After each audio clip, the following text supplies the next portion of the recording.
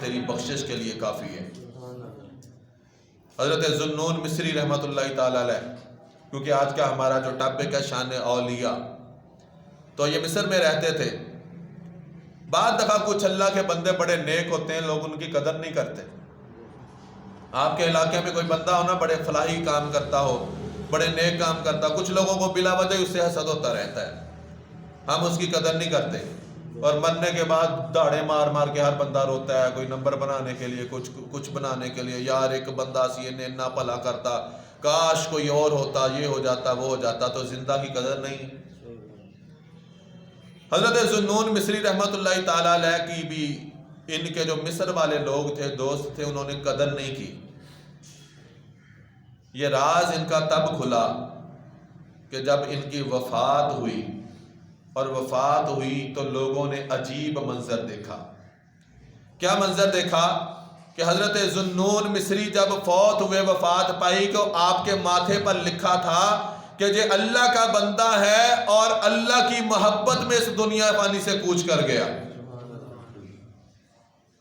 جب یہ منظر دیکھا تو وہ جو دل میں ایسی باتیں رکھتے تھے وہ حیران رہ گئے۔ یہ پہلی نشانی۔ یہ بات حضرت داتا گنج بخش علی حجویری نے کشف الموجوب کے اندر لکھی، جو ابھی میں بیان کر رہا ہوں۔ آپ فرماتے ہیں کہ دوسری نشانی، کوئی کہہ سکتا تھا کہ یہ اتفاقاً ہو گیا کہ پیشانی پہ لکھا تھا کہ اللہ کا بندہ تھا، اللہ کی محبت میں چلا گیا اس دنیا سے۔ فرمایا دوسری نشانی اس وقت پوری ہوئی کہ جب دوپہر کے وقت، گرمیوں کی دوپہر تھی، سخت گرمی تھی، اور لوگوں نے حضرت ذوالنون مصری رحمۃ اللہ تعالی علیہ کا جنازہ اٹھایا، تو خدا کی قسم وہ جو دھوپ تھی، اللہ پاک نے اس دھوپ کو دور ایسے کیا کہ جتنے اللہ پاک کے پرندے تھے وہ پرندوں نے آگے پر جوڑ لیے، اور جیسے جیسے جنازہ چلتا تھا انہوں نے اوپر سائبان بنا دیا، اور قبر تک حضرت ذوالنون مصری کے پرندوں کا سایہ رہا۔ اور پھر تیسری بات داتا صاحب لکھتے ہیں، فرماتے ہیں کہ جس رات حضرت ذوالنون مصری رحمۃ اللہ تعالی علیہ کو دفن کیا گیا، تو اللہ کے پیارے محبوب حضرت محمد مصطفیٰ صلی اللہ علیہ وآلہ وسلم 70 نیک لوگوں کی خواب میں آئے۔ 70 نیک لوگوں کی خواب میں آئے، اور جب ان سے بات چیت ہوئی کہ یا رسول اللہ کس معاملے میں ہمیں زیارت آج نصیب ہو گئی، آپ کا بڑا احسان، آپ کا بڑا کرم، تو آپ نے 70 کے 70 نیک بندوں کو یہ بتایا کہ اس لیے کہ آج ہمارا پیارا ولی، میرا دوست، میرا امتی حضرت ذوالنون مصری وفات پا گئے ہیں، میں ذوالنون مصری کے استقبال کے لیے آیا ہوں۔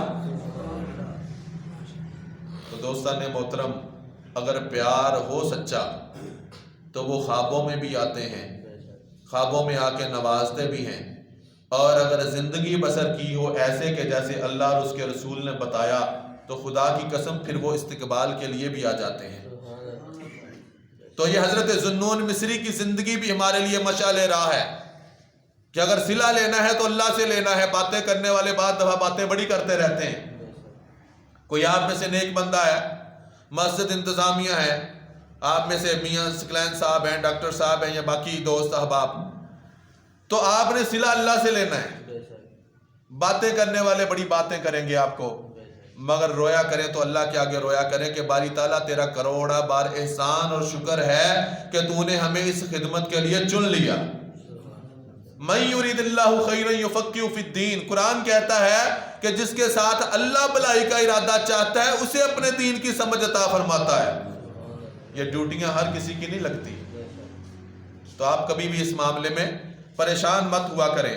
تو یہ 3 نشانیاں جب ذوالنون مصری کے اوپر آئی نا، کہ ماتھے پہ لکھا گیا کہ اللہ کا بندہ تھا، اللہ کی محبت میں وفات پا گیا، جب جنازہ اٹھا تو دوپہر کی گرمی کی بجائے اللہ پاک نے پرندوں سے سائبان بنا دیا جو قبر تک ساتھ رہا، اور مصطفیٰ صلی اللہ علیہ وسلم کی زیارت 70 نیک لوگوں نے کی۔ جب پوچھا گیا تو سبھی کو حضور نے یہ بتایا کہ میں اپنے غلام حضرت ذوالنون مصری کے استقبال کے لیے آیا تھا۔ تو دوستان محترم، کی محمد سے وفا تو نے، تو ہم تیرے ہیں، یہ جہاں چیز ہے کیا، لوح و قلم تیرے ہیں۔